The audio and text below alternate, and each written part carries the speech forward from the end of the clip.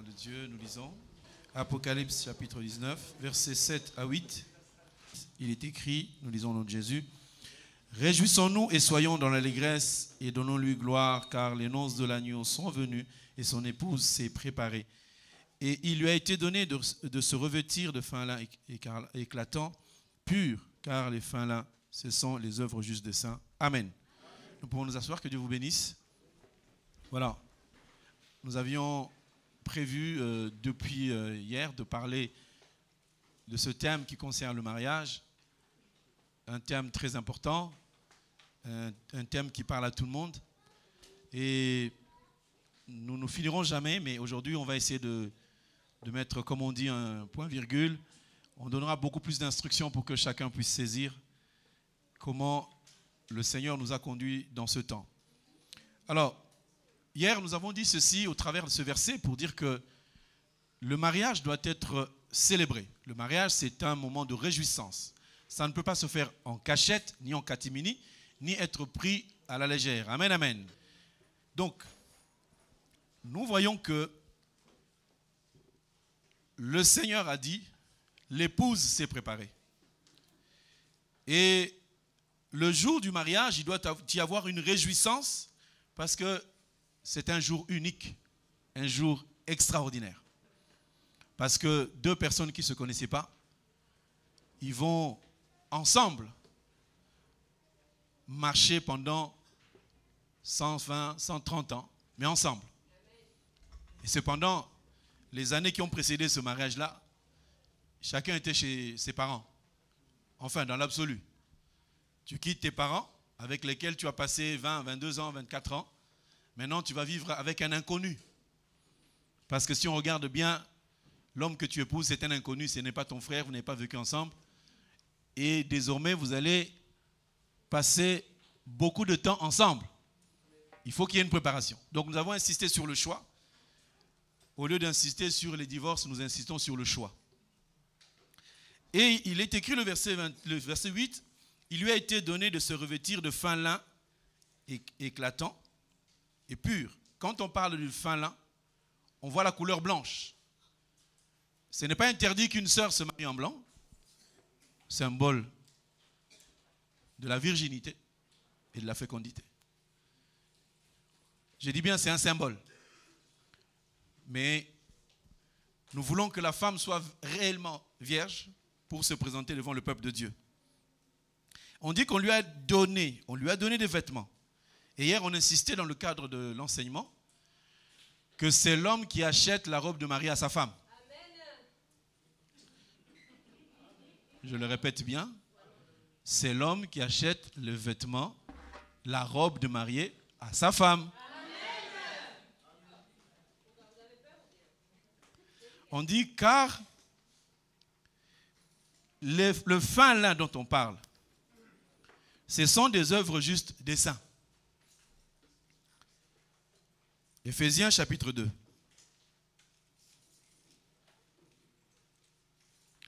Éphésiens chapitre 2, verset 10, c'est marqué ceci: car nous sommes son ouvrage, ayant été en Jésus-Christ, pour des bonnes œuvres que Dieu a préparées d'avance afin que nous les pratiquions. On a vu le fin lin, c'est quoi? C'est les œuvres justes des saints. Merci maman, que Dieu te bénisse. Je disais que l'épouse qui se prépare, c'est l'homme qui achète les vêtements.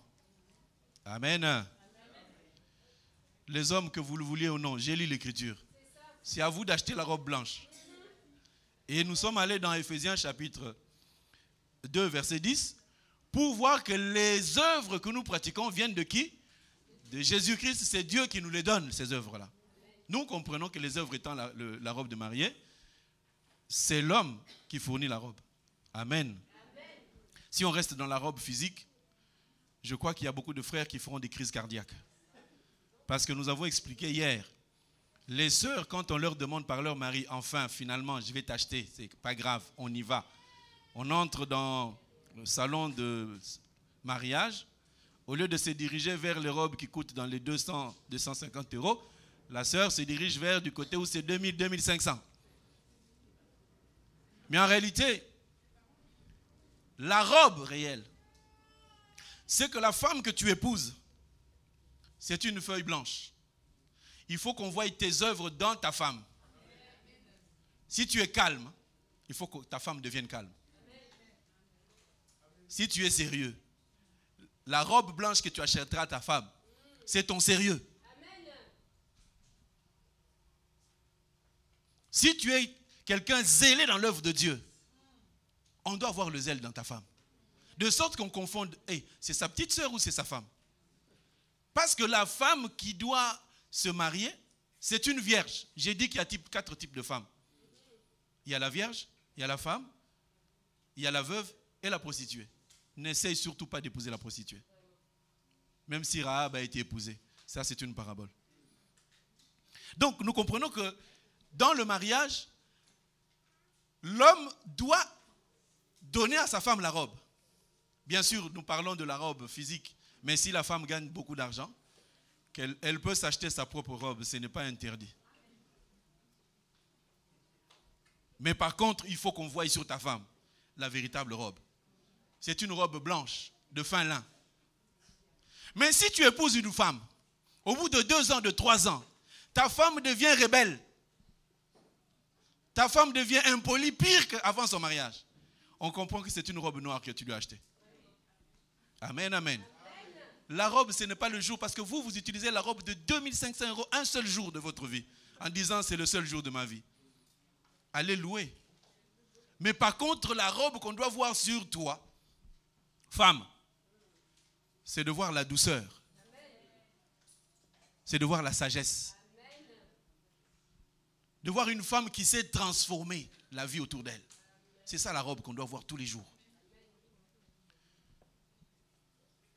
Est-ce que c'est amen pour tout le monde? Amen. Vous savez, lorsque Dieu permet, il dit, je ne veux pas que l'homme soit seul, il faut qu'il trouve on lui trouve une aide semblable. Ce n'est pas à l'homme de chercher, c'est Dieu à chercher pour l'homme, celle qui est os de ses os. Parce que quand Adam a regardé, il n'a pas dit voici la chair, il a dit voici l'os. Il faut que quand tu cherches une femme, que tu trouves d'abord l'os. Or, l'os, c'est quoi? C'est la doctrine, le fondement. Voilà pourquoi nous disons que dans l'église, tu ne peux pas épouser une femme païenne. Comment toi, sœur, tu nous ramènes un païen? Bien-aimé, en tant que serviteur de Dieu, conduisant le peuple de Dieu, nous ne pouvons pas marier un chrétien avec une païenne ou une chrétienne avec un païen. Ça ne peut pas se faire. Parce qu'ils doivent être de la même nature. Nous avons expliqué que certains ont pris l'astuce d'aller convertir une sœur qui n'est même pas notre sœur. Ils lui ont donné les instructions. Quand tu viens à l'église, le pasteur il aime la dîme, va le voir chaque dimanche, dis-lui bonjour. Comme ça, après des combines, on essaie de marier les gens. Bien-aimé, il faut que Dieu te donne ta femme. Parce que les tourments qu'il y a dans le mariage, c'est un tourment que vous n'allez pas supporter. Parce que lorsque on se marie, on a l'intention de vivre heureux. Amen, amen. Vous connaissez le verset qui dit que celui qui trouve une femme trouve, ne trouve pas une carie dentaire. Parce que si au début de ton mariage, il n'y a rien qui va, ça va être compliqué dans votre vie. C'est lui qui doit faire le choix, qu'il ne le fasse pas selon le corps, l'extérieur, mais qu'il regarde le fondement. Il y en a qui m'ont dit, mais s'il n'est pas beau, qu'est-ce qu'on fait? La beauté d'un homme, c'est son cœur. Jésus, est-ce qu'il était beau? La Bible déclare qu'il n'avait ni beauté, ni éclat. Les sœurs peuvent répéter ça plusieurs fois. Ah, il n'avait ni beauté, ni éclat. Maintenant, un frère de petite taille, avec des grosses oreilles, sans papier, sans allure, il se présente, il dit, tu es ma femme. Et toi, tu réponds, tu n'es pas à mon goût. Heureusement qu'il y a un homme qui est descendu du ciel, qui nous a trouvés comme des prostituées, des hommes rejetés qui n'avaient ni fondement ni forme. Il nous a acceptés, il a dit tu seras ma femme. Alors qu'il y avait d'autres femmes tout autour de nous. Dieu t'a pris toi, il n'a pas pris quelqu'un de ta famille, il a pris toi. Tu deviens enfant de Dieu. N'est-ce pas une faveur pour toi? Et maintenant, il y a des femmes maintenant qui disent, on l'a choisi, elle commence à servir Dieu. Il y a un frère aussi qui sert Dieu, qui s'approche, il dit, tu n'es pas mon goût.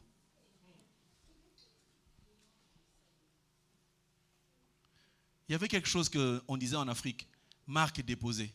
Une femme peut accepter un homme, le transformer et en faire un bel homme, quelle que soit sa taille, quelle que soit la condition qu'il a. Aujourd'hui, j'aimerais parler de la robe blanche, mais différemment. Dans le sens où nous parlons du mariage, mais j'avais dit qu'aujourd'hui, je ne vais pas entrer dans le fin fond du mariage, je vais réserver ça au couple quand on va se voir. J'aimerais parler de la robe. J'aimerais que l'église aussi soit un peu nettoyée de plusieurs choses. Il y a trop de déconsidération, des choses, des a priori que nous avons ramenés je ne sais où, mais qui sont en train de s'installer dans les églises. Nous voyons qu'il est écrit ceci, parce qu'on m'avait posé la question, c'est quoi l'intérêt de parler tout le temps du mariage? On va aller dans 1 Timothée chapitre 4. 1 Timothée chapitre 4. Il est écrit ceci au verset 1. On descend. Mais l'Esprit dit expressément que dans les derniers temps, quelques-uns abandonneront la foi pour s'attacher à des esprits séducteurs, à des doctrines des démons, par l'hypocrisie des faux docteurs portant la marque de la flétrissure dans leur propre conscience, prescrivant de ne pas se marier et de s'abstenir d'aliments que Dieu a créés pour qu'ils soient pris avec action de grâce par ceux qui sont fidèles et qui ont connu la vérité. Donc, Paul, qui n'était pas marié, nous enseigne que la doctrine des démons, c'est celle qui consiste à dire aux gens de ne pas se marier. Maintenant, quand nous parlons du mariage, c'est pour montrer la doctrine que Dieu a donnée au travers de Paul et de dire que nous devrions enseigner le mariage. Donc, si on n'enseigne pas le mariage, c'est comme si on vous dit de ne pas vous marier. Parce qu'une sœur disait, mais vous répétez tout le temps le mariage. Vous devez comprendre que du début jusqu'à la fin de la Bible, on parle d'un mariage. Le mariage de l'homme, qui est le seul, parce qu'on a cherché l'homme au travers de l'écriture. Du début jusqu'à la fin, c'est Dieu qui a pris un païen, Pilate, pour dire, voici l'homme. C'est lui qu'on cherche dans l'écriture. Dieu n'a pas pris un chrétien, un serviteur de Dieu pour déclarer qui il est. Mais il a pris un païen pour dire, voici l'homme. C'est lui dont on parle dans la parole. Et la femme en question, c'est l'église. Et nous devons enseigner l'église. Nous allons commencer par enseigner le choix. Mais j'aimerais descendre encore plus bas. Nous, en tant qu'enfants de Dieu, dans l'église, il faut qu'on le dise très haut. Il n'y a pas de copinage. Il ne faut pas que dans l'église, on ait un jeune garçon dans l'église qui a une copine. Il ne faut pas qu'il y ait une petite fille de l'église qui a un copain. Mes sœurs, vous devrez veiller. On a parlé dans la réunion des sœurs. Là, je suis en train de donner la robe de la femme. L'église doit avoir une sainteté. La sainteté de l'église, ce n'est pas de s'asseoir, de demander pardon. Mais c'est d'abord la conduite de tous les jours. La maman qui donne naissance à des enfants doit veiller sur ses enfants. Je suis toujours dans 1 Timothée, mais on va revenir au 1 Timothée chapitre 3. Timothée chapitre 3, c'est marqué ceci. Cette parole est certaine si quelqu'un aspire à la charge d'évêque et désire une œuvre excellente. Il faut donc que l'évêque soit irréprochable, mari d'une seule femme, sobre, modéré, réglé dans sa conduite, hospitalier, propre à l'enseignement. Il faut qu'il soit ni adonné au vin, ni violent, mais indulgent, pacifique, désintéressé. Il faut qu'il dirige bien sa propre maison et qu'il tienne ses enfants dans la soumission et dans une parfaite honnêteté. Donc, on dit que tu dois tenir tes enfants. Bien aimé, si dans l'église, une fille de 16 ans, 17 ans qui tombe enceinte, c'est qu'il y a un problème. On doit d'abord s'attaquer à sa maman. Parce que la maman doit veiller. Amen, amen. Maman doit veiller. Bien aimé, je le répète, j'ai honte de personne. Moi, je ne suis pas gynécologue. Je ne sais pas voir quand une femme est enceinte.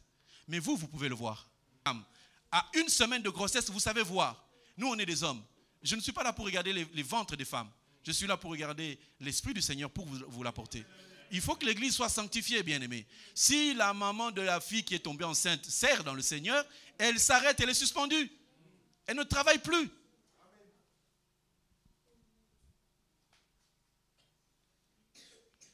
Et lorsque tu vois ta fille avec un copain, ne dis pas c'est ton copain. Hein.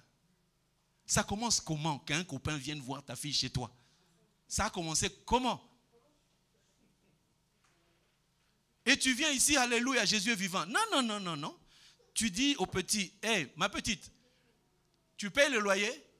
Les vêtements que tu as là, c'est moi qui ai payé, non? Ce garçon-là, je le vois ici, je lui coupe la tête.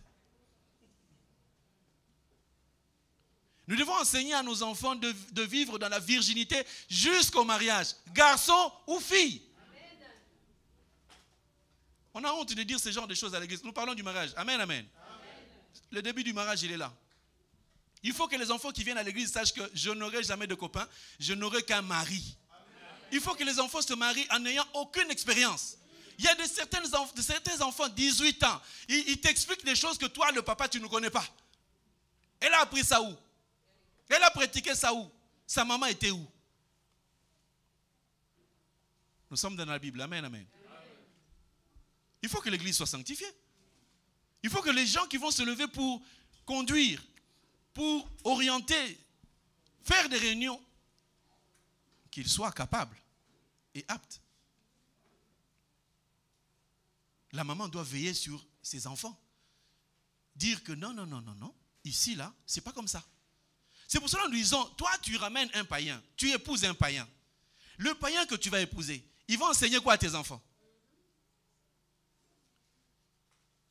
Il ne faut pas épouser un païen. Amen. Amen. Si vous étiez déjà païen, vous êtes venus ensemble, vous ne vous séparez plus. Tu gardes ton païen. On va t'expliquer comment vivre avec un païen. Mais tu dois, si c'est toi la femme qui t'est convertie, on doit t'enseigner à supporter cet homme, à accepter ses bêtises. Même s'il a des copines dehors et qu'il revient très tôt vers 2h du matin avec l'odeur du parfum d'une autre femme et des bisous partout, des rouges à lèvres, tu l'accueilles, mon chéri, mon bébé, et tu lui donnes à manger. Tu le fais asseoir. C'est ça la soumission. Je sais qu'il n'y aura pas beaucoup d'amen, mais je parle de l'écriture. Qui t'a poussé à épouser un païen? Épouse un enfant de Dieu. Parce que quand on viendra avec l'écriture, on dira frère. Il va dire amen. Mais quand on va dire à ce païen-là, il est déjà ivre mort. Est-ce qu'il va nous écouter? Si le païen qui est ton mari me dit, pasteur, je n'ai pas besoin de toi ici, sors. Je sors, c'est chez lui. Mais toi qui es enfant de Dieu, quand je viens chez toi, tu vas dire, oh, l'homme de Dieu est venu, je m'incline. N'épousez jamais des païens. Demande à Dieu, Seigneur, jamais un païen dans ma vie. C'est mielleux au début. Vous savez, la période du fiançailles, c'est la période la plus hypocrite qui existe. L'homme que tu vois là, un escroc, il va te dire, chérie de mon cœur, je ne dors pas sans toi. Il dormait comment avant? Il ronflait avant de te rencontrer. Il va te lire cantique de cantique, comme tu ne lis jamais la Bible. Tu dis, quel érudit, quelle connaissance. Il n'a aucune connaissance, il répète des versets.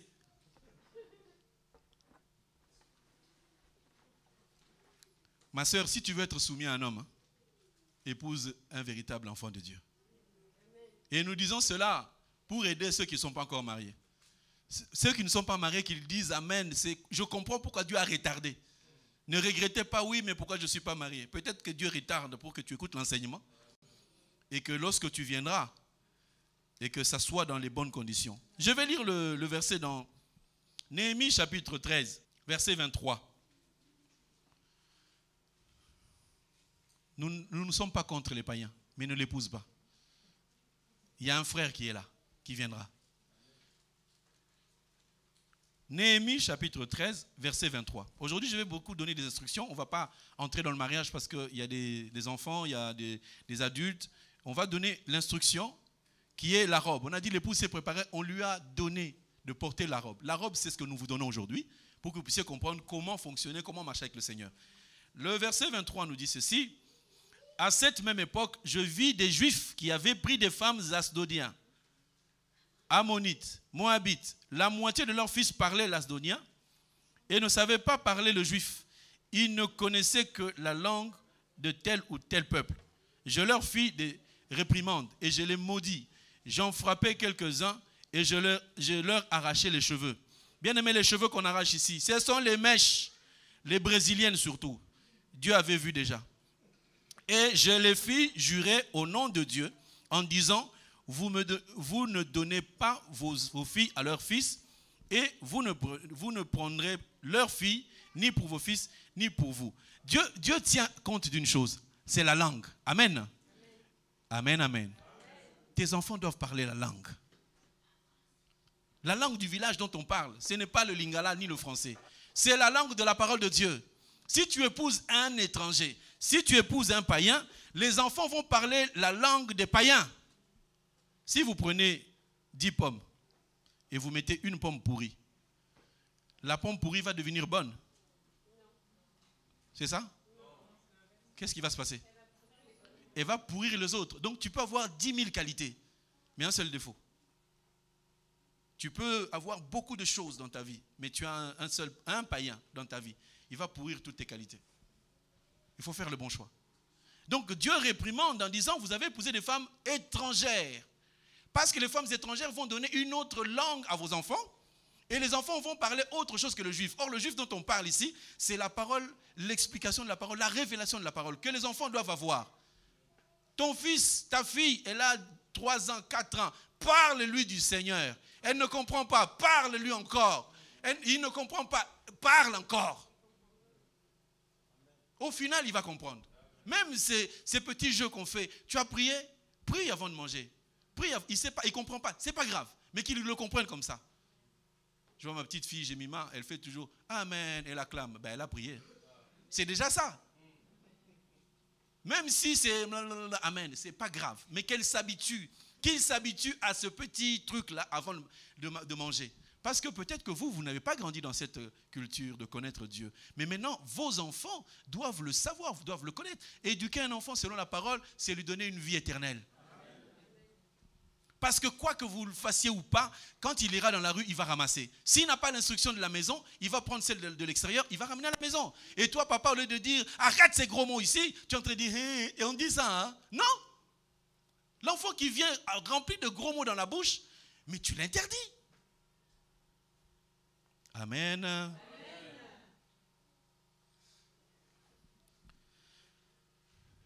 Dieu veut que nous puissions marcher selon sa grâce, pour que nous puissions être enlevés. La robe qu'il nous donne, c'est pour que nous puissions accéder à la dimension suprême. Et je disais ceci, lorsque les gens vont se marier, vous devez le savoir cette fois-ci, si un couple est présenté, à partir du jour où on les présente, ils ne doivent ni se toucher, ni faire des bisous. Parce que le jour où on va bénir le mariage, ça sera public. Je vais poser la question, est-ce que vous avez consommé le mariage? Devant tout le monde. Je vais le dire. S'ils ont consommé le mariage, on ne les bénit pas encore. L'église va se lever pour demander pardon avant de les bénir. Et là, tout le monde le saura. Et les enfants vous poseront la question, mais pourquoi on ne vous a pas béni? On a demandé pardon. Pourquoi? Donc, tous ceux qui seront présentés, il n'y a pas de bisous. Ça s'appelle de l'impudicité. Si on vous présente, on ne vous autorise pas les bisous. On vous les interdit d'office. L'impudicité ne doit pas être comptée parmi les enfants de Dieu. On ne doit pas entendre qu'un tel avec un tel. Ça ne peut pas se faire. Et pire encore, aujourd'hui, on entend c'est un pasteur qui a une femme, qui en a une autre. Il faut que l'église soit nettoyée. Vous êtes d'accord ou pas? Il faut qu'on nettoie l'église, qu'on vive dans la sainteté, qu'on se fasse confiance, en disant, voilà comment il faut marcher avec le Seigneur. Avant de venir à l'église, nous devons avoir la preuve que la famille a pris la dot. La dot n'est pas l'argent. La dot, c'est l'accord du père de la sœur. Nous devons avoir la preuve. Ce n'est pas on l'a fait, croyez-nous. Non, on doit y aller. On doit être là. Et moi, je ne m'impose pas, mais j'aimerais écouter le père de la fille dire que je suis d'accord pour donner la main de ma fille à cet homme. Parce qu'il a donné ce qu'il lui faut. Bien-aimé, ne négociez jamais la dot. Ne soldez pas la dot. Il a demandé 1000, donnez-lui 1500. Il a demandé 3000, donnez-lui 3000. Et rajoutez peut-être 200 dessus. Il a demandé 5 000. Donnez-lui 5 000. Ne soyez pas un Congolais qui aime toujours, papa, prends seulement 1 000. Attention à l'accord du père. Après la dot, il y a la mairie. La mairie, nous poussons les gens à aller à la mairie parce qu'il y a certains qui ne sont pas honnêtes. Nous avons dit hier, on a le verset de ce qui est à César, ce qui est à César. Tout le monde se souvient de ça. J'aimerais faire une parenthèse par rapport à la mairie. Il y a certaines personnes qui, lorsqu'ils vont à la mairie, ou on peut se marier chez le notaire, on peut faire un contrat de mariage chez le notaire. On appelle ça un régime matrimonial. Moi, j'en connais 3. On parle de la communauté des acquets, on parle de la communauté universelle et la séparation des biens. Il faut qu'on dise ces choses. Amen, amen. Vous êtes d'accord ou pas? Parce qu'il y a des gens qui signent des contrats de séparation des biens. Ils se marient, mais ils ont une séparation des biens. Ça, c'est un danger. Que dit l'Écriture?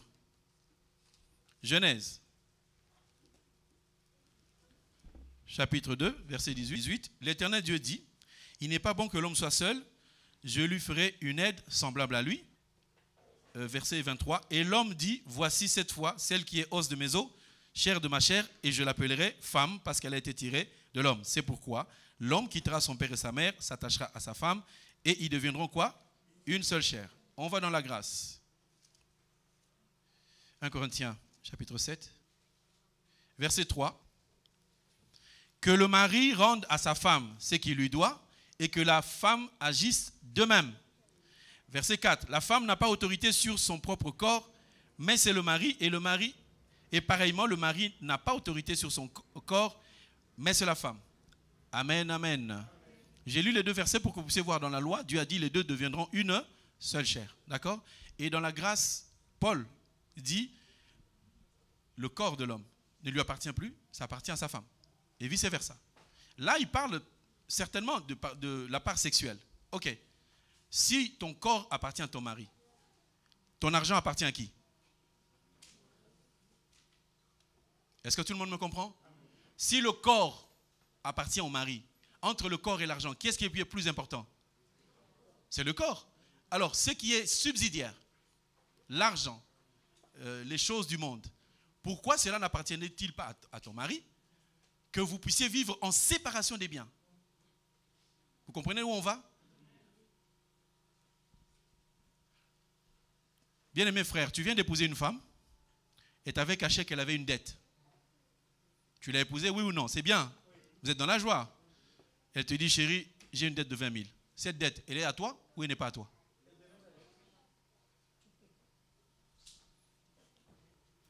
J'ai entendu une moitié qui a dit, elle est à toi. Oui. Voilà. Je parle d'une dette acquise avant le mariage. Quand tu épouses une femme, tu prends sa qualité et ses défauts. Tu deviens l'auteur. Tu vas payer cette dette. Il y a des frères qui ont peur. Bon. Amen, amen. Tu épouses un homme qui a un enfant. C'est ton enfant ou c'est pas ton enfant? Et l'argent, c'est à toi ou c'est pas à toi? Donc vous aimez plus l'enfant que l'argent. C'est l'instruction, frère. Une sœur s'est trompée, elle est venue au mariage, elle a ses enfants. Non, non, tu j'aime que tes enfants acquis avec moi. Tu n'es pas un homme. Ta femme a une dette, tu l'épouses, elle et sa dette, et tu commences à la payer. Je sens que les frères ne vont pas se marier. C'est l'instruction, frère. J'ai donné l'exemple entre l'argent et l'enfant. Le frère, il vient, il a un enfant. C'est ton enfant ou pas? Mais alors, pourquoi tu acceptes l'enfant et pas l'argent? C'est la robe blanche, hein? Vous attendiez quoi, la robe blanche? Je suis dans l'instruction.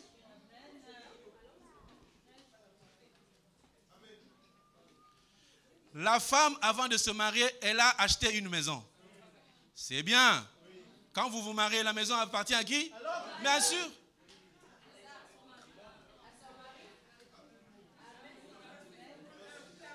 Ah, je sens que l'Europe est en train de se battre contre l'Afrique, là. Je sens que l'Europe, Sarkozy a changé le monde. Je suis dans l'écriture, mes frères et sœurs. La femme que tu prends ses biens et ses défauts. Hey, elle n'a pas pu gérer sa vie. Elle se retrouve avec de grosses dettes. Tu m'as épousé, ben écoute, mes dettes t'appartiennent aussi. Si tu trouves cette femme et là un enfant, tu fais quoi? Bien-aimé, est-ce que c'est amen? Nous apportons la doctrine. Je ne suis pas en train de parler de la France et de l'Afrique. Il n'y a pas de combat.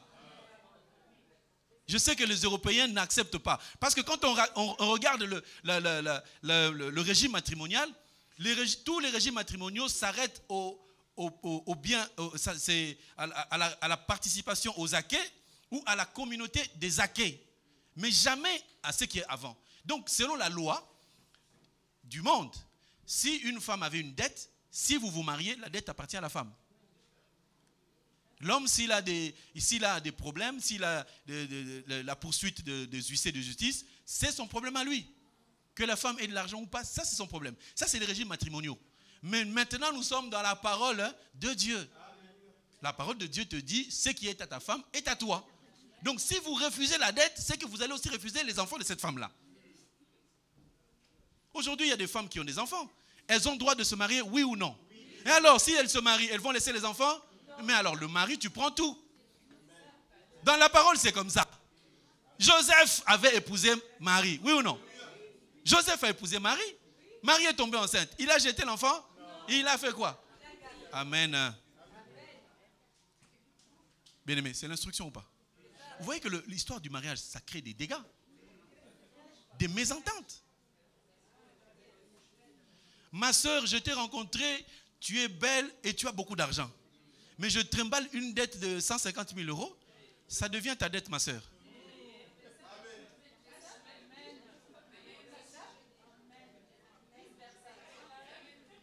C'est amen chez les femmes, hein? C'est pas amen chez les hommes. Parce que l'homme que tu épouses là, c'est ton bébé. C'est ton chéri. Bon, mais avant, il faut qu'il te le dise. Hein? Il ne faut pas qu'il y ait de l'escroquerie. Tu te surprends comme ça. En tout cas, l'amour efface toutes les dettes.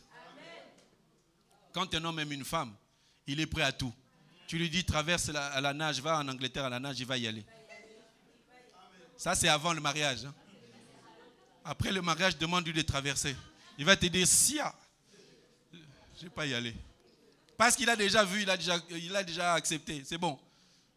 C'est pour cela, les sœurs, je vous dis, avant que cet homme-là ne vienne t'épouser, tu as le droit de faire des caprices avant. Des fois, il t'appelle, tu ne réponds pas. Il faut qu'il souffre lui aussi.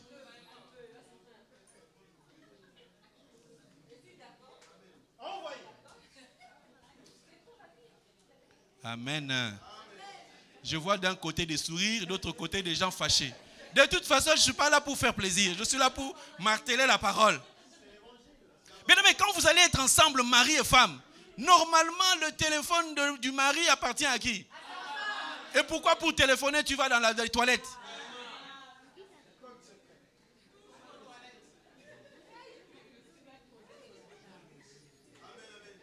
Le frère, quand ça sonne, oh, c'est le général, c'est le général. Le général, c'est sa deuxième femme. Allô, appelle-moi plus tard. Que le téléphone du mari soit posé au salon. Quand ça sonne, oui, il y en a qui mettent même l'empreinte. Empreinte, code, double code d'accès. On ne sait pas comment y entrer. Le jour où tu vas tomber malade, on te transporte, personne ne pourra ouvrir ton téléphone pour appeler les pompiers, pour dire ce qui se passe. Il y a un numéro dedans, appelle quelqu'un, mais tu as bloqué.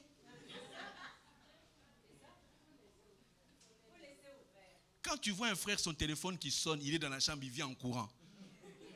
Il y a un problème. Quand tu es marié, il n'y a rien à cacher. Ton téléphone, il sonne au salon. Tu dis, chérie, tu peux répondre pour moi, s'il te plaît. Et toi aussi, la sœur, la nuit, au lieu de dormir, tu es en train de fouiller le téléphone de ton mari. Cherchant quoi? Et si tu trouves des surprises là-bas?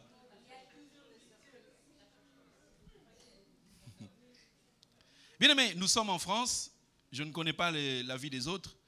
En France, il y a quelque chose qu'on appelle Pax. C'est un pacte social. un pacte civil et social. Ce pacte a été créé pour qu'un homme et un homme vivent ensemble. Une femme et une femme vivent ensemble. Mais aujourd'hui, j'entends qu'il y a des chrétiens qui font le pacte. Parce qu'avec le pacte, si tu n'as pas de papiers, tu te pactes avec quelqu'un qui a les papiers, on peut te les donner parce que c'est une communauté de vie.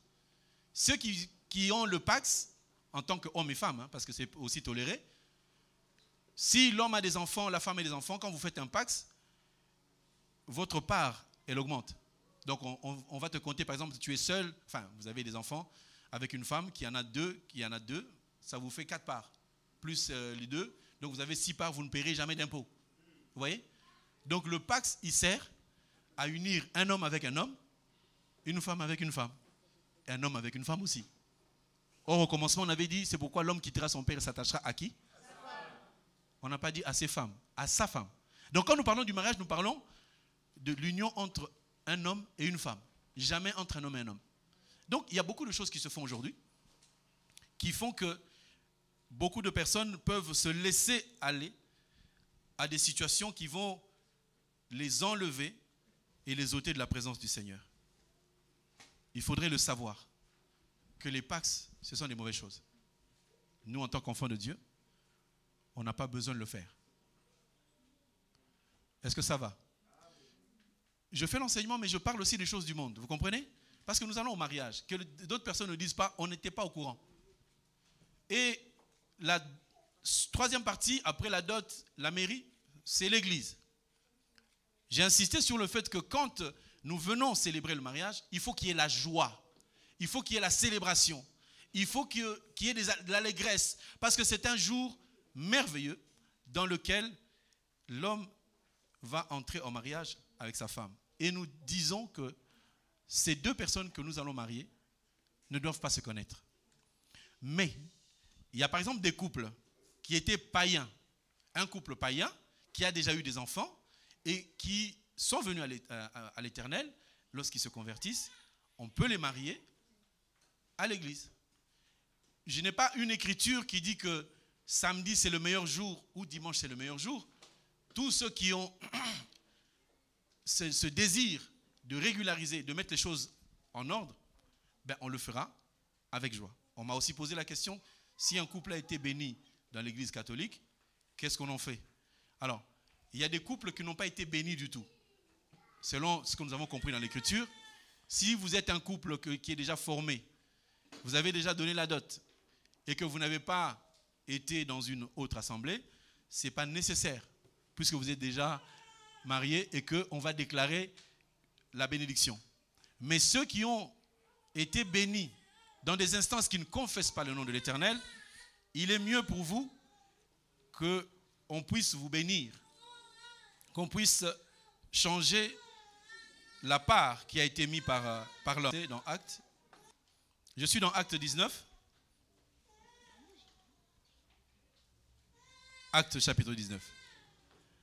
Acte chapitre 19 me dit ceci. Verset 1er. Pendant qu'Apollos était à Corinthe, Paul, après avoir parcouru les hautes provinces de l'Asie, arriva à Éphèse. Ayant rencontré quelques disciples, il leur dit, avez-vous reçu le Saint-Esprit quand vous avez cru? Ils lui répondirent, nous n'avons même pas entendu dire qu'il y ait un Saint-Esprit. Et il dit, de quel baptême avez-vous été baptisés? Ils répondirent, du baptême de Jean. Alors il dit, Jean a baptisé du baptême de la repentance, disant au peuple de croire en celui qui venait après lui, c'est-à-dire en Jésus. Sur ces paroles, ils furent baptisés au nom de du Seigneur Jésus. Et lorsque Paul eut imposé les mains, le Saint-Esprit vint sur eux et ils parlaient en langue et prophétisaient. Alors, vous voyez, cette personne,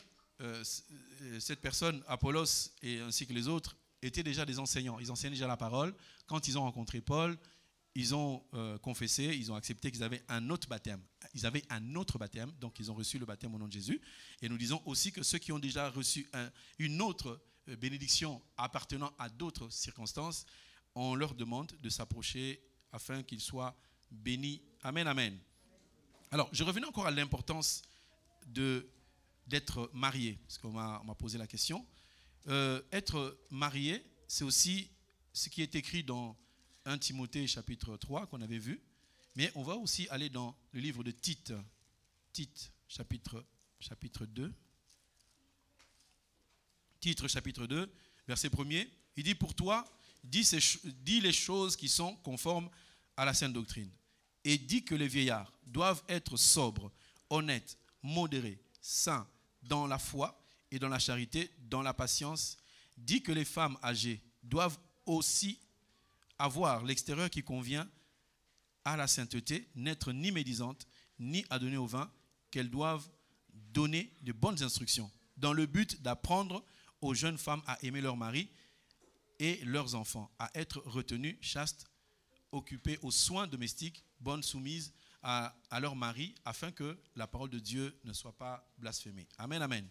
Alors, là, on parle des évêques, on parle des femmes âgées, on parle des anciens.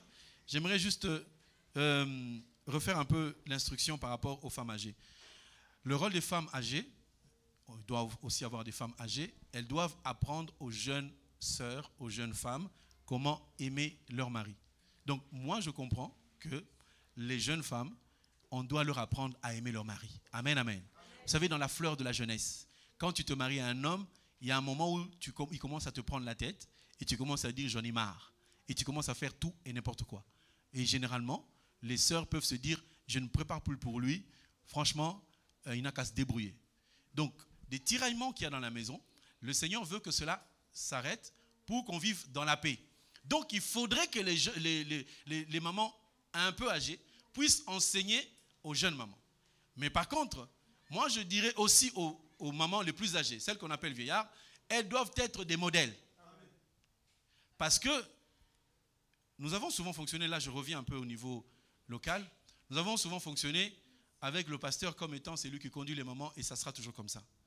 Mais quand nous avons partagé avec les sœurs, je leur ai montré qu'il y a d'autres thèmes qui n'ont pas besoin que je sois là. Parce que je ne peux pas des fois écouter certaines choses ou je ne voudrais pas parler de certaines choses qui concernent que les femmes. Et dans ce cadre-là, on aurait bien aimé qu'il y ait des sœurs plus âgées, plus expérimentées, qui parlent aux jeunes sœurs. Mais ces personnes-là doivent être mariées. Et il faut que leur mari soit à l'église. Et il faut qu'on voie aussi leurs enfants. Toi, tu es maman, tu m'enseignes. Ton fils, il est à l'église, oui ou non? S'il est majeur et qu'il est marié, ça c'est autre chose. Mais un enfant que tu héberges, s'il ne vient pas à l'église, tu n'as pas besoin d'enseigner les autres.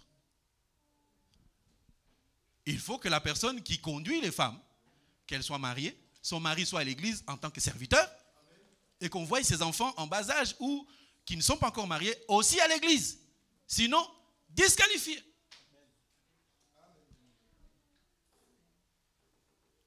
C'est la robe blanche, bien-aimée. On voit dans l'église une maman, elle est divorcée. Parce qu'elle est maman, elle doit enseigner les autres. Toi, tu m'enseignes, tu as divorcé comment? Si tu es une maman, ton mari c'est un vieux païen, il te frappe, il te dit de mauvaises choses, tu supportes. Quand tu viendras, tu nous enseigneras, on dira, on a vu les preuves. Mais si toi tu nous enseignes, tu as une mini-jupe, tu as des décolletés sur toi en été, et tu viens nous enseigner, on ne va pas écouter. Bien aimé, il faut qu'on remette les choses à leur place. Ne dites pas parce qu'elle prie bien, parce qu'elle se présente bien, elle s'occupe bien. Non. Est-ce qu'elle est mariée? Ah, si elle est mariée, est-ce que son mari vient à l'église? Si son mari ne vient pas à l'église, allez. Elle ne peut pas conduire les femmes. Quel modèle va te donner? Toi, tu es jeune. Ton mari vient à l'église avec tes enfants. Elle est âgée. Son mari, de temps en temps. Ses enfants, on ne les voit même pas. Absent. Et tu vas enseigner quoi? L'enseignement commence par son exemple à soi-même. Tu es modèle. Déjà, ton modèle donne l'enseignement. Quand tu vas parler, c'est le Saint-Esprit qui va accompagner tes paroles. Mais déjà, tu es en défaut par la vie de tous les jours. Vous avez vu qu'on parle des évêques, on parle des anciens. Je disais que quand on parle d'évêques, on voit le côté ecclésiastique, comment tu œuvres. Mais côté ancien, on voit aussi la nature. Quand on voit la nature de l'homme qui parle, il faut aussi qu'on vérifie sa femme. Si ta femme est pipelette, on voit qu'elle n'a pas la robe blanche. Elle ne peut pas nous enseigner. Elle ne peut pas. J'aime bien le calme de l'église. Non, on met l'instruction, bien-aimé. On ne doit pas faire tout et n'importe quoi parce que oui, la personne... Non, on a besoin que l'église avance. Et pour que l'église avance, on a besoin des gens sérieux, des mamans sérieuses, des personnes qui viennent régulièrement à l'église et qui participent à toutes les réunions de l'église. Là, tu donnes l'instruction. Mais la dernière réunion, l'avant-dernière, l'autre réunion, tu n'as pas été là. Maintenant, tu prends les sœurs pour leur donner l'enseignement, pour dire, obéis à ton mari, fais ceci. Mais maman, toi, tu n'es jamais là. Imaginez-vous, vous avez un pasteur, il y a des dimanches, il ne vient pas, il vous dit, non, je suis trop fatigué, je suis allé à la plage. Un homme de Dieu doit être un modèle. Il arrive le premier et il part le dernier. Parce qu'il doit faire le travail du Seigneur. Mais il y en a certains qui font le travail du Seigneur en protocole. Il vient délibérément à 11h30, il ne s'enquiert même pas de ce qui s'est passé au culte. Et il y a une toute petite femme qui lui amène sa Bible, parce qu'il n'a pas la capacité, la force pour supporter sa Bible, qui pèse le poids de la révélation. Il monte ici et la petite lui tend encore la Bible. Quel évangile. Avant, c'est une fille qui amenait le panier pour qu'on prenne les offrandes. Ce n'est pas normal. Et tout le monde a regardé. J'ai dit, mais est-ce que vous trouvez que c'est normal qu'une fille amène le panier? Et quand c'est fini, c'est une fille qui compte le panier. C'est normal? Est-ce que c'est normal? Une femme ne peut pas compter les offrandes. Il n'y a pas d'homme. La soumission doit être partout. Quand on dit qu'une sœur élève sa voix, un frère ou que quelqu'un élève la voix, on ne dit pas une sœur, on dit que quelqu'un élève la voix. Ma sœur, même quand tu élèves ta voix, c'est avec humilité. Mais des fois, tu entends la sœur, Seigneur, bénis l'homme de Dieu qui va nous prêcher, conduis-le. Et laisse l'homme de Dieu tranquille. On t'a demandé de prier. Glorifie le Seigneur et arrête-toi là. Oh non, prends contrôle de cette salle. Touche le modérateur, touche le prédicateur. Ce n'est pas toi, ma sœur. Laisse un homme de Dieu le faire. Tu donnes la parole à une sœur, enfin tu dis qu'une sœur élève sa voix, elle fait le tour de l'église. Déjà dans ta prière, on doit sentir l'humilité. On doit sentir que cette femme, elle adore Dieu. Elle dit, je ne suis pas digne, mais je le fais parce que je sens que mon cœur est en train de brûler. Mais quand un homme de Dieu se lève, il confie tout entre les mains du Seigneur. Et il consacre l'homme de Dieu en disant, c'est lui qui va prêcher. Que ce soit toi qui le prennes en main. Amen. Amen. Et je sens que la prochaine fois, aucune sœur ne va prier. Prenez courage. Priez. Mais faites-le selon la parole de Dieu. Ce ne sont pas des instructions où tout le monde va sauter de joie. Alléluia. Non. Ce sont des instructions. On parle du mariage. Le mariage est tellement important qu'il faut qu'on puisse parler calmement des choses. 1 Corinthiens 14, verset 29. Pour ceux qui est des prophètes, que 2 ou 3 parlent et que les autres jugent. Et s'il y a un autre qui est assis à une révélation plutôt, que le premier se taise. Dans l'église, quand une sœur prophétise, elle a le droit. Hein. Souvenez-vous, 1 Corinthiens 11 nous dit, quand une femme prie ou qui prophétise, on parle de l'assemblée. Hein? Amen, amen. Une femme peut prophétiser à haute voix. Mais quand il y en a une qui prophétise, ou il y en a un qui prophétise, il ne peut pas y avoir 2 qui prophétisent en même temps. C'est interdit. Il faut qu'il n'y en ait qu'un qui prophétise, ensuite le second. C'est de la même manière qu'on dit que quand Moïse a prophétisé, quand il a fini sa prophétie, Jésus s'est levé, il a prophétisé. Et jusqu'à aujourd'hui, Jésus prophétise. Personne d'autre ne peut prophétiser. Qu'on ne dise pas qu'il y a un prophète du temps de la fin. Le prophète du temps de la fin, c'est Jésus. Donc, n'allez pas créer quelqu'un qui se nommerait l'homme de Kentucky pour dire qu'il y a une autre personne qui... Non, pour l'instant, ce n'est qu'une seule personne qui prophétise. Il ne peut pas y avoir 2. Ma soeur, quand tu vois que tu as une prophétie et que quelqu'un a déjà monté sa voix, tu baisses ta voix, tu attends. Dès qu'elle a fini, tu augmentes ta voix. Dans l'église aussi, on peut avoir une prophétie qui vient par le parler en langue. Quand quelqu'un parle en langue, c'est une prophétie dans une langue qu'on ne connaît pas. Mais entre-temps, il y a quelqu'un au milieu de nous qui a l'interprétation.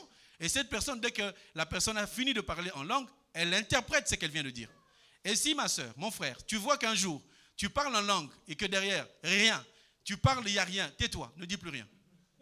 Parle à Dieu et parle à toi-même. Est-ce que ça va? Ne vous attendez pas à crier aujourd'hui, alléluia. On donne l'instruction. On est dans le mariage, mais on doit respecter les choses. Frère, Tu as insulté ta femme, tu l'as frappée toute la nuit et tu viens ici, je vais chanter un cantique individuel. Non. Non, non, non, non. Ces choses ne doivent pas se faire. Tu dois t'entendre avec ta femme. Vous devez mettre la paix avant d'arriver. Et l'homme qui vient seul laissant sa femme derrière, il faut qu'on lui impose les mains. Tu dois tout faire pour que ta femme vienne avec toi en même temps. Deux personnes doivent marcher ensemble, ils s'entendent. On a le droit de s'engueuler dans la voiture. Hein. Après un moment, hey, chérie, je t'aime. On arrange dans la voiture. Ben oui, on peut avoir une crise de 2 minutes et demie, mais ça s'arrange et on vient à l'église. Tu es modérateur, tu t'es chamaillé avec ta femme. Fais tout pour te réconcilier avant de monter sur la chair. Tu es en train de faire la modération, ta femme te boude. Quand tu dis, bien aimé, levez les mains, ah, yopé. Il faut se mettre d'accord. D'où le fait qu'on dit que quand on est dans un couple, il faut vivre en harmonie. Hier, j'ai donné le verset qui dit que ce que l'homme doit à sa femme, c'est de la rendre heureuse. Je le répète, un homme doit rendre sa femme heureuse.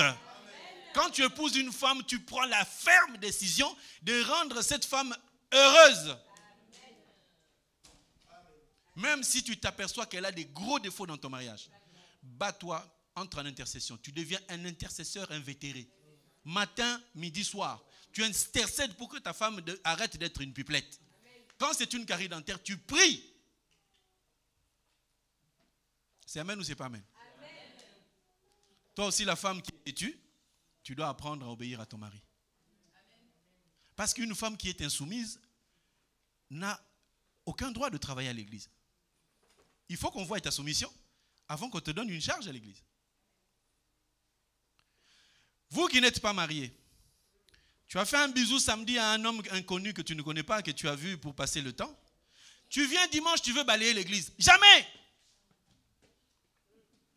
N'ose même pas. On distribue la nourriture.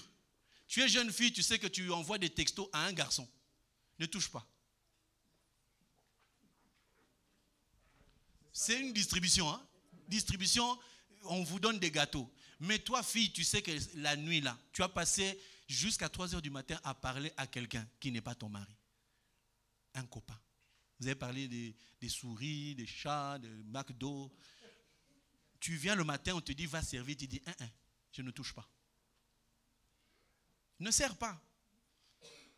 Tu as commis l'impudicité, tu as fait des bisous à quelqu'un. Tu viens, oh non, je vais balayer. Ne balaye pas, fuis. Oh, c'est rien, c'est juste balayer. Tu ne balayes pas ta maison ici, tu balayes la maison de l'Éternel. Il faut que tes mains soient pures. Si tu joues au loto, merci pour toi. Mais ne ramène pas ça ici. C'est un cadeau, garde. L'argent du loto, prostitution, l'argent d'un ex. À la rigueur, tu dis, pasteur, c'est un ex qui m'a donné. Je ne veux pas garder, prends. Ça, c'est donné à l'église. On prend et on met à l'église. Mais toi, femme, ton ex t'a envoyé de l'argent, même s'il est devenu ingénieur, président de la République. Tu oublies. Tu ne touches pas cet argent. Amen, amen. Il ne faut pas qu'on marche dans des choses souillées. Un enfant de Dieu doit vivre dans la paix. Un enfant de Dieu doit vivre dans la sanctification. Bien, mais dans les églises, il y a trop de blagues. On voit que celui-là, il est pas marié, mais il fait des choses comme ceci. C'est pas bon. On a bien dit qu'un ancien doit être mari d'une seule femme. On est d'accord ou pas? Bon. Si un homme de Dieu divorce, il a le droit ou pas? Il n'a pas le droit. Maintenant, il y a des hommes divorcés qui prêchent, qui conduisent des églises. Et c'est rempli. Vous imaginez? Et les gens vont à l'église pas parce qu'ils cherchent le Seigneur, ils vont à l'église parce qu'ils aiment cet homme-là. Mais il est divorcé. Amen, amen. Si quelqu'un était divorcé avant de connaître le Seigneur, la profondeur, ok. Mais en tant que pasteur, quelqu'un divorce, c'est terminé. Un serviteur de Dieu peut tomber en impudicité. Qu'est-ce qu'on fait? On lui pardonne. On le fait asseoir. Il ne fuit pas l'église. Il reste là. Jusqu'à ce que les anciens voient en lui l'humilité. Parce qu'il a péché, il aurait pu fuir. Il est resté. Jusqu'à ce que tout le monde décide qu'il reprenne sa place. Et quand il reprend sa place, il est pardonné. ne faut plus le regarder, l'air de dire, ouais, mais lui, il est impudique. Quand on demande pardon, c'est terminé. Amen, amen. Ça va ou ça ne va pas? Vous me semblez être un peu fatigué, fâché peut-être, mais c'est l'instruction. On aimerait enlever la légèreté dans l'église. On doit veiller pour que les couples soient des couples heureux et qui vivent dans la paix. Quand dans un couple ça ne va pas, ce couple-là ne peut pas servir. Il faut qu'il soit dans la paix pour qu'il puisse apporter la paix aux autres. Si vous ne vous entendez pas, comment pourrez-vous apporter l'entendement chez les autres? Comment pouvez-vous apporter la paix que vous n'avez pas? C'est là qu'on dit aux frères, peut-être que ta femme, elle est difficile. Supporte-la. Parce que de vous deux, qui est plus faible? Entre l'homme et la femme, qui est faible? Il faut savoir supporter ta femme pour que tu serves mieux l'Éternel. Il faut que tu saches la supporter. Le but que nous avons, c'est de vous enseigner et de vous préparer, parce que le mariage final, c'est que nous puissions entrer dans la dimension de l'enlèvement. Je vais lire dans 2 Corinthiens 11. 2 Corinthiens 11, verset 1er, il nous dit ceci. Si vous pouvez supporter de ma part un peu de folie, mais vous me supportez, car je suis jaloux de vous, d'une jalousie de Dieu, parce que je vous ai fiancé à un seul époux, pour vous présenter à Christ comme une vierge pure. Nous avons été fiancés pour recevoir l'instruction, pour marcher dans la sainteté, afin de devenir une épouse. Mais nous sommes épouses fiancées. Vous vous souvenez que l'ange est allé voir Marie. Marie était fiancée. Mais lorsque Joseph est venu pour rompre, l'ange lui a dit, ne répudie pas ta femme. Donc nous sommes dans la condition de Marie, d'être à la fois fiancés, parce que nous sommes considérés comme étant vierges. La virginité que nous avons vient de l'instruction qu'on est en train de donner. Si on vous enseigne que la prospérité, tu vas avoir l'argent, l'onction, la puissance et la force, vous ne serez jamais purs. Parce que tout le monde peut faire des miracles. Même ceux qui sont dans le monde de la sorcellerie font des miracles à l'église. Aujourd'hui, la plupart des pasteurs, je ne sais pas, mais en tout cas, une grande partie des pasteurs, ils ont touché à la magie et ils ont la capacité de faire tomber toute l'église en faisant seulement « Ah !» Les gens tombent. Nous, en tant qu'enfants de Dieu, comme disait le bien-aimé, on ne peut pas s'étonner des miracles. Parce que notre miracle nous accompagne. Je vis le miracle chaque jour d'être avec le Seigneur. Je n'ai pas besoin de voir un mort ressuscité pour croire en Jésus. Je sais déjà que Jésus existe. Même quand quelqu'un ressusciterait, je n'ai pas besoin de voir sa résurrection pour croire. Je crois en Christ parce qu'il s'est révélé à moi. Il n'y a que ceux qui n'ont pas eu la révélation qui courent derrière les miracles. Mais nous sommes une fiancée. La fiancée, elle doit vivre dans la paix. C'est pour ça que nous disons, en tant que fiancée, tu ne peux pas faire des bisous, parce que c'est un péché. Nous sommes fiancés, nous vivons dans la sanctification. Et la sanctification commence de la tête jusqu'au dernier. C'est d'abord le pasteur qui doit vivre la sainteté. Il doit d'abord être le modèle de l'église. Lui-même, le pasteur, il a 2 femmes, il a un enfant, il n'est pas marié.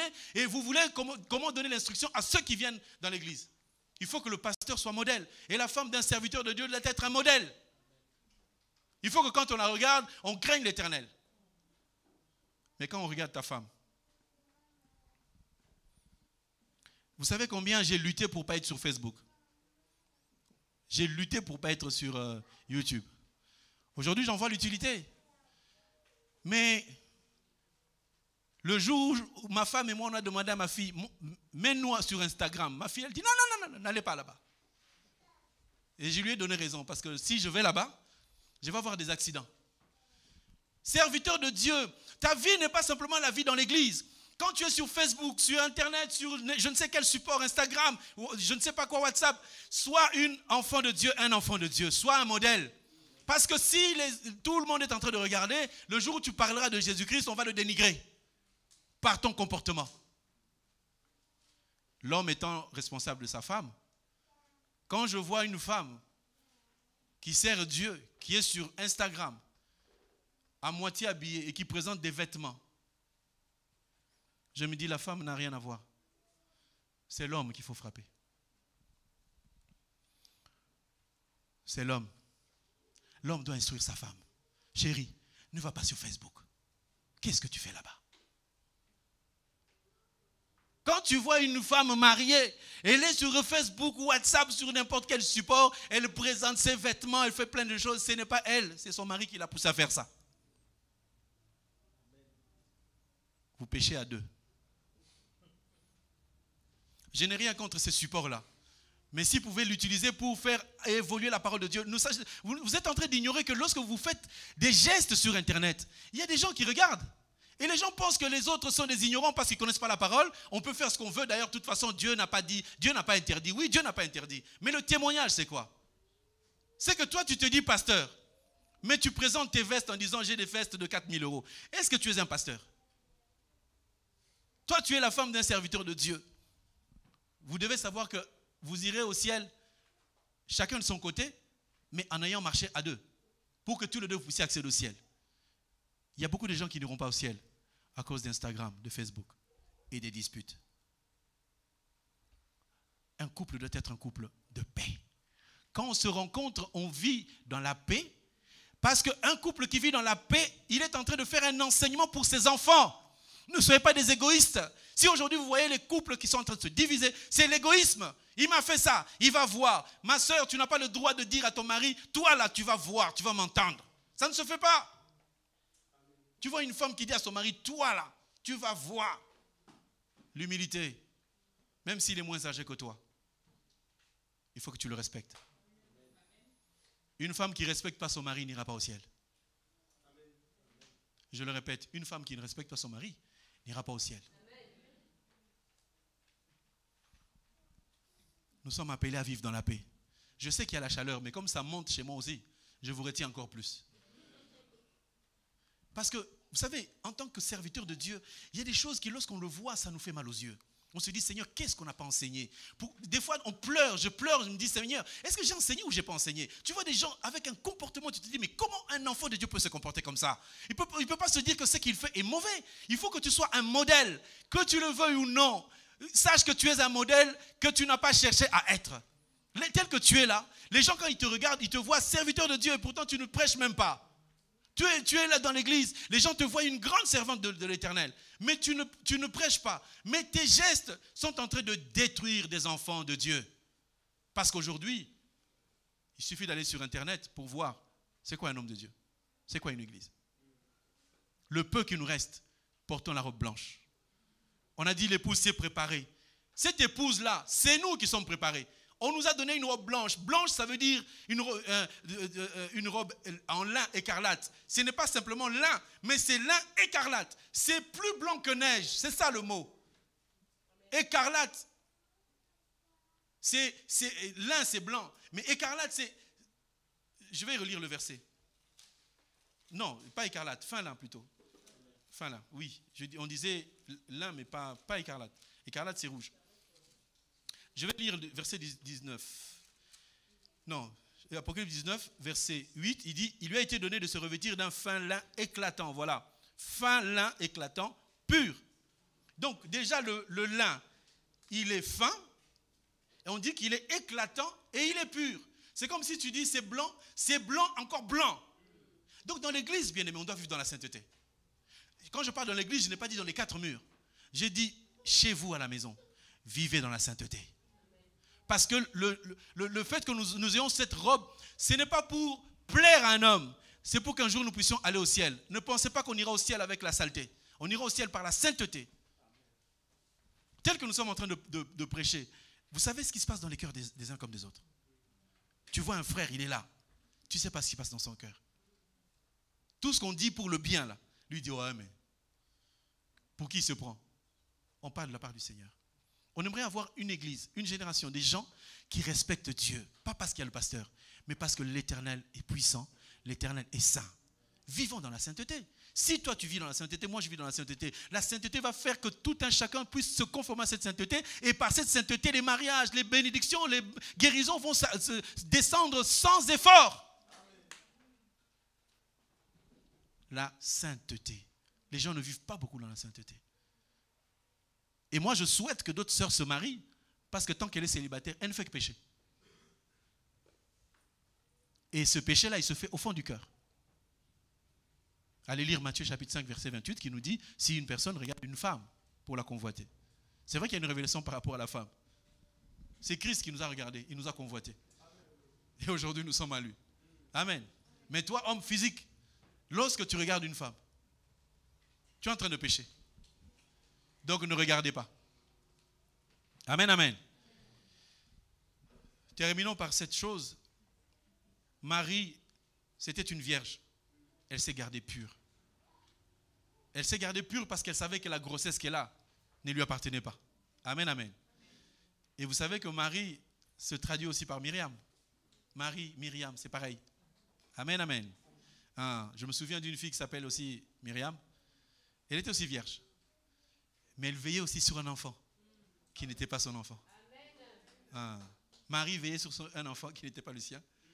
Et il ne voulait pas que cet enfant aille dans la maison de qui que ce soit. Mais l'enfant devait aller en Égypte. Myriam aussi, elle a veillé sur un enfant qui n'était pas le sien, jusqu'à ce que cet enfant aussi est arrivé en Égypte. Amen. L'Égypte, la maison de Pharaon. Il fallait que cet enfant arrive dans la maison de Pharaon. Quand Christ est venu, il est aussi entré dans la maison de Pharaon pour sortir et nous donner la victoire. Jésus a fait des choses extraordinaires dépassant ce que nous pouvons imaginer. Et aujourd'hui, nous voyons qu'il nous communique cette grâce. Nous, on est des femmes. Je dis qu'on est fiancés, mais femmes. On doit vivre comme Marie. Marie était sainte, comme Myriam qui était sainte. Elle prenait soin de la grossesse. Elle prenait soin de l'enfant. Prends soin du fils. Le fils là,